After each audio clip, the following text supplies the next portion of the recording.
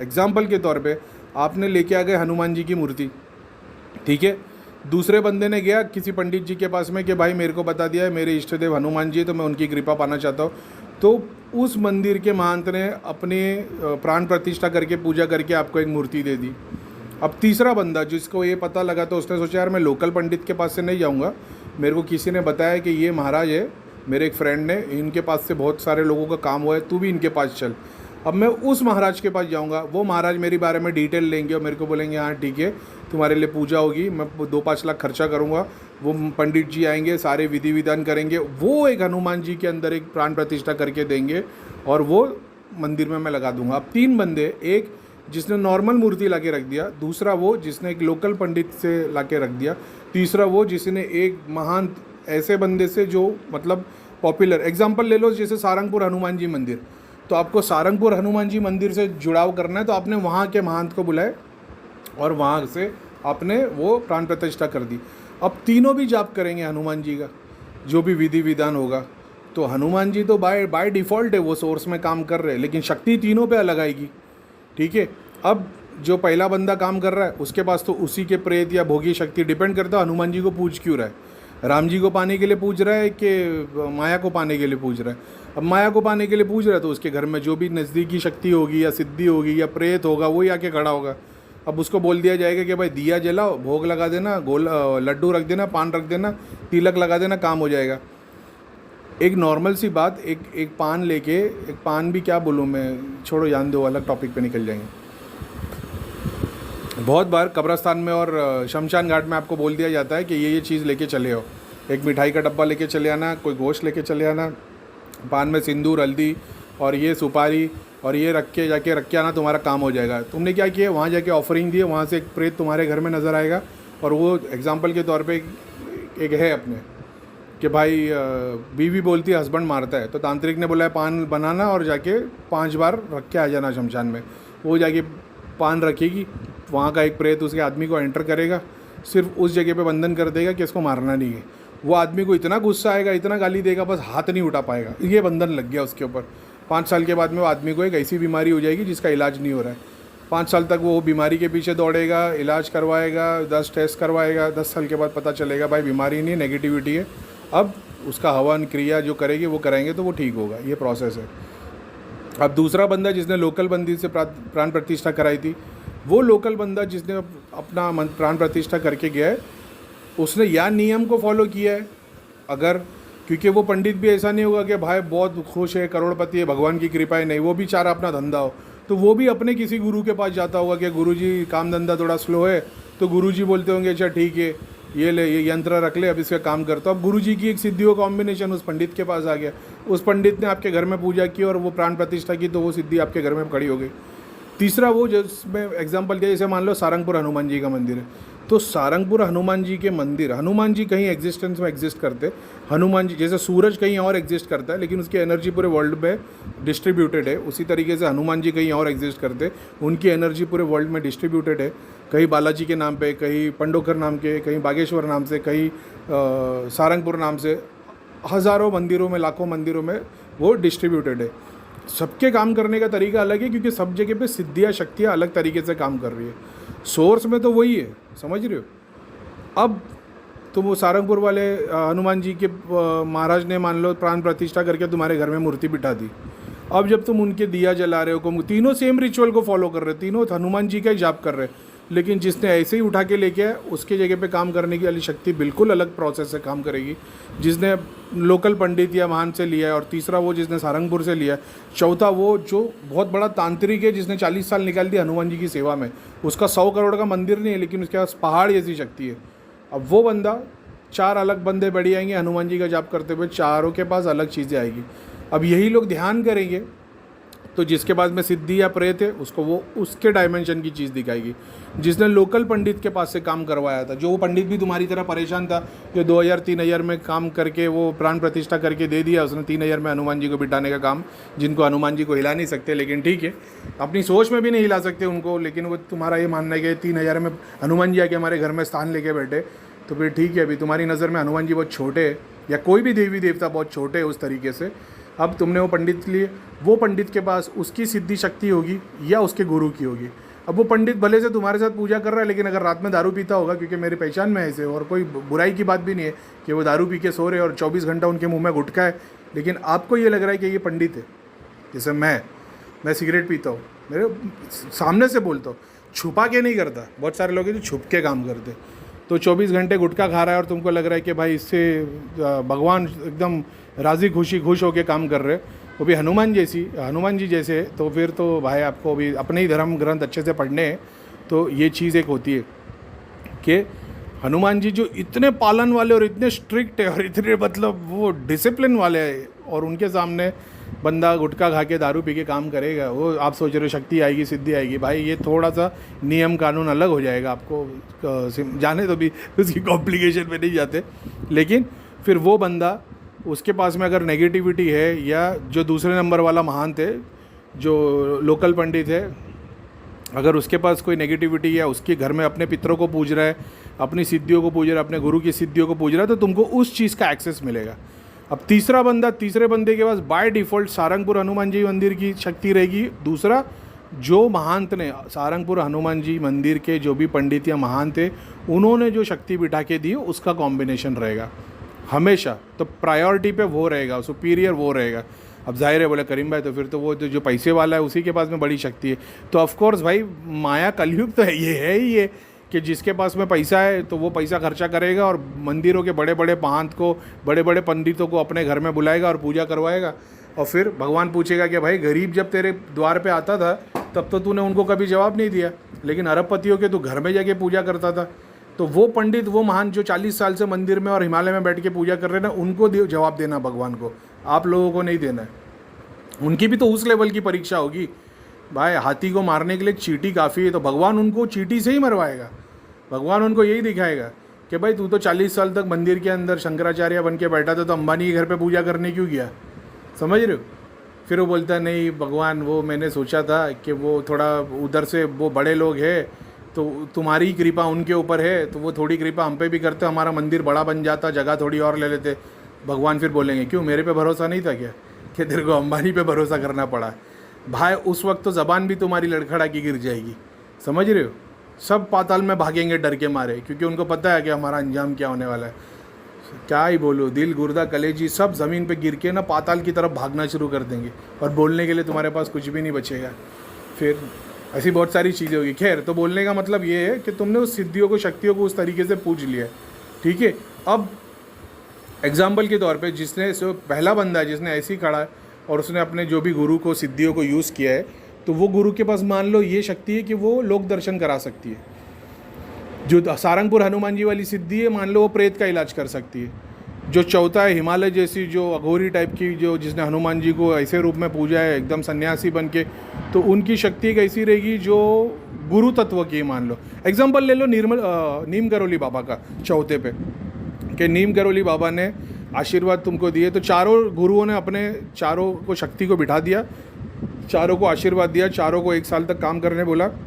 1 साल के बाद जो पहला बंदा आएगा तो उसके पास, अगर हम लोग ये बिलीव कर रहे हैं कि सबके पास पावर आ गई है, सिद्धि, शक्ति या जो भी सूक्ष्म रूप है वो आ गया है, तो जो पहला बंदा रहेगा उसके पास में जो भी उसकी इच्छा थी, वो पैसा कमाना चाहता था या वो चाह रहा था अपने दुख दूर हो जाए, वो उससे बेटर हो जाएगा।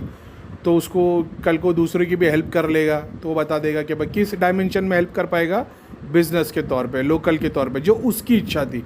यानी उसने घर की तकलीफ़ देख के किसी ने बोला कि भाई इष्ट देव हनुमान जी है, उनको पूछ, उसी से सब कुछ मिलेगा। उसने मार्केट से एक फ़ोटो या मूर्ति लेके आ गया और हनुमान जी को पूजने लग गया वो। अब उसको उस शक्ति से वो मिल गया, मान लो करोड़पति हो गया। अब वो दूसरे बंदे को यही बोलेगा ना, हनुमान जी का जाप कर, हनुमान जी की सेवा कर, या उसके साथ वाले कभी हनुमान जी के मंदिर उसके साथ जाएंगे तो उसकी कृपा होना शुरू हो जाएगी, उसकी सिद्धि, दृष्टि, कुंडलिनी जागरण नहीं हो जाएगा। अब दूसरा बंदा जिसने लोकल पंडित के पास से कराया था, लोकल पंडित के पास में मान लो 2 प्रेत थे, 2 पितर थे और 1 सिद्धि थी। कौन सी सिद्धि थी? वो सिद्धि थी मटेरियल बेनिफिट की। तो तुम्हारे को भी मटेरियल बेनिफिट की सिद्धि मिलेगी उसी के थ्रू। वो पंडित के दोनों पितर तुम्हारे लिए काम करेंगे। तो जब तुम किसी को देखने की कोशिश करोगे या किसी का काम करोगे, तो उस पंडित के पितर, क्योंकि भोगी है वो, पंडित घर में भोग दे रहा है, तुम भी भोग दे रहे हो। अब तुम तीसरे बंदे को भी यही बताओगे कि लड्डू चढ़ा देना, और उस घर में भी उसको जगह मिल जाएगी और वो भोग लेना शुरू कर देगा। वही पितर और बड़े होने लग जाएंगे और वो और लोगों का काम करने लग जाएंगे। अब तीसरा बंदा जो सारंगपुर हनुमान जी की मान लो वाला जो मैंने एग्जांपल दिया हो, अब वो बंदा साल भर के बाद में जो चीज़ अचीव करेगा, उसके पास सारंगपुर हनुमान जी के पास में जो पावर थी वो वाली पावर मिलेगी। अब वो भी लोगों का इलाज कर पाएगा, भूत प्रेत का इलाज कर पाएगा, देख पाएगा। अगर उस धाम में 150 सिद्धि है तो वो सारी 150 सिद्धियों का एक्सेस उसको मिल जाएगा। अब उसने जितनी मेहनत की है, अगर वो 8 घंटा बैठा है तो उसको 8 घंटे के लेवल पे जो सिद्धियाँ मिलनी थी वो मिलेगी। अगर वो 2 घंटा बैठा है तो 2 घंटे के लेवल पे जो सिद्धियाँ मिलनी थी वो बैठेगी। अगर वो 20 घंटा बैठता था ध्यान साधना में, जाप में, या जो भी उनके प्रोसेस थे, तो 20 घंटे साधना करने पे जो शक्तियाँ मिलती उसको उस चीज़ों का एक्सेस मिलेगा। एक्सेस सबको दिया हुआ है, लेकिन जो जितनी मेहनत करेगा उसको उतना मिलेगा। चौथा वाला नीम करोली बाबा वाला हिसाब मैंने जो बताया, गुरु तत्व की सिद्धि। अब नीम करोली बाबा कोई चमत्कार नहीं दिखा रहे, वो नॉर्मल इंसान की तरह बैठे भक्त बन के, सेवादार बन के हनुमान जी के द्वार पे, और जो भी आ रहा है बस वो बोल रहे राम का नाम लो, उसी में काम हो जाएगा। और उसके बाद में जितने लोग राम का नाम लेंगे उनका वही काम हो जाएगा। जैसे आज नीम करोली बाबा ने लोगों को प्रेजेंट सिचुएशन में राम के नाम से गाइड किया और वो प्रॉस्पर कर गए, वही लोग फ्यूचर में लोगों को यही बताएंगे कि राम का नाम लो, इसी से प्रोग्रेस होगा। ये हो गए वो लोग जो गुरु की पीढ़ी से चले आ रहे, समझ रहे हो। तो एक सिंपल सी चीज़ कि कोई भी, या तो माता की शक्ति या देवता की शक्ति, हनुमान जी की शक्ति, पीर की शक्ति, काली माता की शक्ति, या कोई भी देवी देवता की शक्ति, इसको तुम सोच रहे हो कि तुमने घर में मंदिर में लाया करीम भाई, ये तो आस्था है। नहीं, आस्था है, मना नहीं कर रहा हूँ, लेकिन आस्था फिर तुम वो फर्स्ट बंदे की तरह हो गए जिसने अपनी इच्छा की पूर्ति की उस मूर्ति से। मूर्ति गलत नहीं है, फ़ोटो गलत नहीं है। अभी ये नहीं बोलना करीम भाई मूर्ति के खिलाफ है। कोई भी चीज़, चाहे वो मूर्ति हो, चाहे फ़ोटो हो, चाहे माला हो, चाहे यंत्र हो, तुम्हारी इच्छा को पूरा करने तुमने उसकी पूर्ति कराने को लेके आए तो वो मूर्ति हो गई, वो आइडल वर्शिप हो गई। आइडल वर्शिप इस्लाम में जो बताया, इसका मतलब वो मूर्ति का आइडल नहीं। आइडल यानी मान लो नरेंद्र मोदी तुम्हारे आइडल है, तुम्हारे आइडल गांधी जी है, तुम्हारे आइडल शाहरुख खान है, तो तुमने आइडल उनको समझ के पूछ लिया तो गलत किया। उसको देख के अपना आइडल बना के उससे सीख कर अगर तुम रास्ते चले भगवान के तो तुमको भगवान मिलेगा। कृष्ण को तुमने आइडल बना दिया कि ज़िंदगी में जीना है तो कृष्ण की तरह जीना। आइडल अर्जुन को बना दिया तो तुमने आइडल वर्शिप कर ली। अब उसकी जो भी उसने लाइफ जी है उससे तुमने सीख कर ये सोच के कि मेरे को भी भगवान के रास्ते चलना मिलेगा तो तुम सही हो। ये दोनों में फ़र्क है। कुछ लोगों हर किसी, मैंने बताया ना कि कुछ मैंने मियाँ हुजूर की उसमें सुना था कि कुछ वो ट्रिप पे जा रहे अपने डेस्टिनेशन पे तो हर मंजिल रुकते, और कुछ लोग ऐसे होते जो कहीं नहीं रुकते वो मंजिल तक पहुंच जाते, और कुछ लोग होते जहाँ रुकते उसी को मंजिल बना देते। ये ग्रेट एग्जाम्पल है उसका, ऐसा है।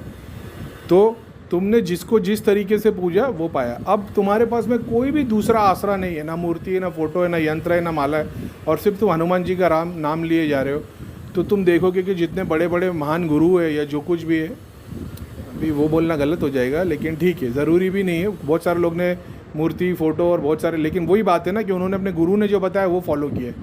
अब पास्ट में जाके देखोगे जितने बड़े बड़े महान गुरु है जिन्होंने ग्रेट बातें की है, जिन्होंने संतों की वाणी जिसको कहा जाता है उस लेवल की बातें अगर की है, गोली गुरुओं की बात नहीं कर रहा, चमत्कार वालों की, तो तुम देखोगे कि ये गुरु परंपरा वाले थे। तो इन्होंने या तो नाम जाप करने बोला है, मंत्र जाप करने बोला है, या रिचुअल्स को फॉलो करने पड़े, तो सोर्स वही है, समझ रहे हो। एक ही हनुमान जी है लेकिन हर धाम में एक अलग तरीके से शक्ति काम करती है, समझ रहे हो। वो सारे धाम के लोगों को एक साथ बिठा दिया जाए और बोले भाई न्यूक्लियर बम कैसे बनेगा बताओ, वो सारे लोग मिलके भी नहीं बता पाएंगे, समझ रहे हो। क्यों? क्योंकि न्यूक्लियर बम वाला प्रोसेस वो है नहीं, क्योंकि वो रियल में हनुमान जी पीछे नहीं खड़े। इन्हें तो बता देते थे न्यूक्लियर बम ऐसे बनेगा, समझ रहे हो। उनको बोल दो कि 187 का टेबल ही बोल दो, वो नहीं बता पाएंगे, क्योंकि पीछे हनुमान जी नहीं है। तो तुमको वो समझना पड़ेगा। तुम आज जिस शक्ति को यूज़ करके 2 का टेबल बोल रहे हो, 4 का टेबल बोल रहे हो, वो काली की शक्ति है या एक माता की शक्ति है। तो क्या वो तुम्हारे पीछे खड़ी? नहीं, वो तुम्हारे एक एटम में। लेकिन तुम उसको जितना ग्रो करोगे, आज न्यूक्लियर बम बनाने वाले कौन से भगवान का नाम ले रहे, कौन से मंत्रों का जाप कर रहे, लेकिन उनके पास सोर्स एनर्जी कितनी है, वो भी भौतिक वर्ल्ड की, ग्रॉस वर्ल्ड की, एस्ट्रल वर्ल्ड की, सूक्ष्म जगत की नहीं, फिजिकल वर्ल्ड की। यानी अगर प्रूव करने आ जाए कि करीम बताओ तुम्हारा भगवान किधर है, चलो ये चावल का दाना हिला के दिखा दो, वो नहीं हिला के बता पाएंगे। हमारी सारे 33 करोड़ देवी देवता, अल्लाह ताला की लाइट, भगवान, जीसस क्राइस्ट, सबको बुला लेंगे सिद्धियों के सूक्ष्म रूप में, वो चावल का दाना भी नहीं हिलेगा। और वो बंदा साइंटिस्ट किसी टेक्नोलॉजी को यूज़ करके वो चावल में से भूल निकाल लेगा, समझ रहे हो। चावल मेरा बोलने का मतलब एक छोटी सी चीज़, जैसे सीड है, सीड में से प्लांट भी भर देगा, वो टाइम में दिखा देगा कि इतने टाइम में इतने बजे फूल खुलेगा। क्यों? उसकी इतनी ग्रॉस है, तो इसके लिए कौन सी शक्ति को वो यूज़ कर रहा है, समझ रहे हो? फिजिकल, वो एक अलग टॉपिक पे अपन निकल जाएंगे, लेकिन ठीक है। तो ये जैसा मैंने बताया, तुमको अगर बेसिक में चले आओगे कि सप्तऋषि है, सप्तऋषि से देवता भी है, राक्षस भी है, इंसान भी है, गंधर्वस भी है, ये सब आज दुनिया में जी रहे, समझ रहे हो? तो ये जो साइंटिस्ट है, ये उस लेवल के, वो लेवल के अश्विन्स होंगे, समझ रहे हो? तो इनका गोल अगर तुम भगवान भक्ति में देखोगे तो बिल्कुल भी नहीं है, क्योंकि ये तो देवता को बीमार पड़ते थे तो उन लोग मदद करते थे, तो उन लोग देवता की पूजा कभी करेंगे ही नहीं।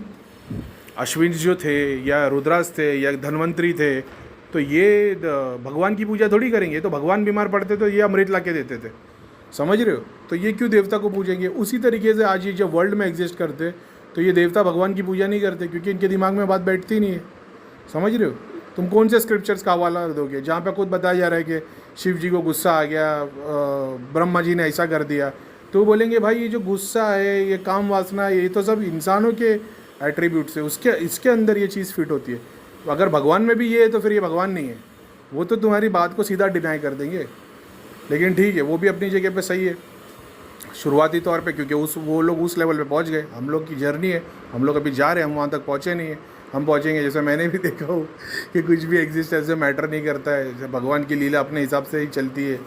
खैर ठीक है, तो इतना सारा सब बोलने का मतलब ये था कि बहुत बार तुम्हारे घर में तुम जिन शक्तियों को पूज रहे हो, वहाँ की सिद्धि शक्ति थी, जब तुमने उनको निकाल दिया घर से तो वो सिद्धियाँ शक्तियाँ वहाँ से हट गई है।